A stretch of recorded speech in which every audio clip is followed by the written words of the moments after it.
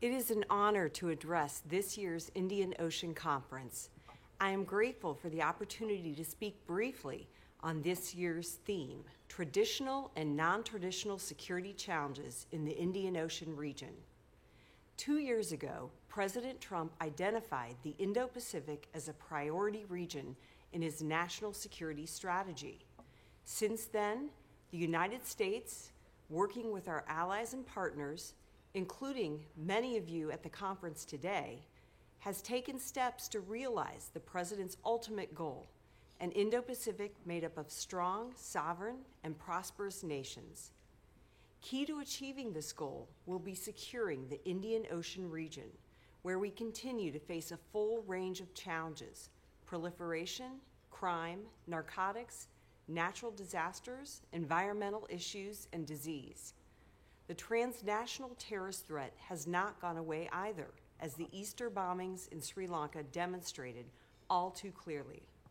Today, we face an increasingly complex terrorist landscape. Despite our many counterterrorism successes, the threat has grown more dynamic and diffuse as extremist groups, networks, and individuals exploit global trends, including the emergence of more secure forms of communications and the expansion of social and mass media.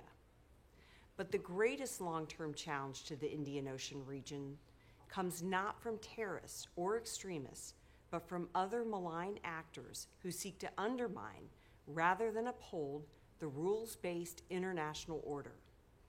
These actors seek to destabilize the region and reorder it toward their exclusive advantage. They engage in predatory economics, issue implied military threats, use disinformation to interfere in the domestic politics of other countries, and promote the state-sponsored theft of other nations' technology. We have seen these sorts of actors before. Over the past 7 decades, the United States has promoted a free and open international system in which independent countries with diverse cultures have risen and prospered side by side in peace. This has been especially true here in the Indo-Pacific, and it is at the heart of the Indo-Pacific strategy. Simply put, the strategy is about upholding the universal values and norms that America has championed since World War II: freedom of the seas and skies, market-based economics, transparent and high-standard development, good governance, and sovereignty. These are not just American principles. They are broadly accepted throughout the region and across the world. We know they are valuable because we have seen what happens when they are ignored, and we know from experience that following them leads to greater security and increased prosperity. Maldives helps illustrate my point.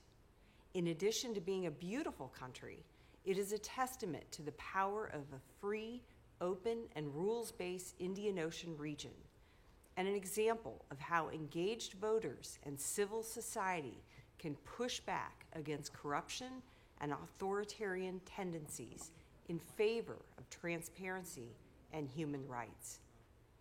Our vision for the Indo-Pacific excludes no nation. We look forward to working with all our partners, old friends and new, who share our respect for sovereignty, fair and reciprocal trade, and the rule of law. Together, we will meet the challenges we face in the Indian Ocean region, and together, we will advance the principles that make us all more prosperous and more secure. Thank you again for the opportunity to speak today, and best of luck at today's conference.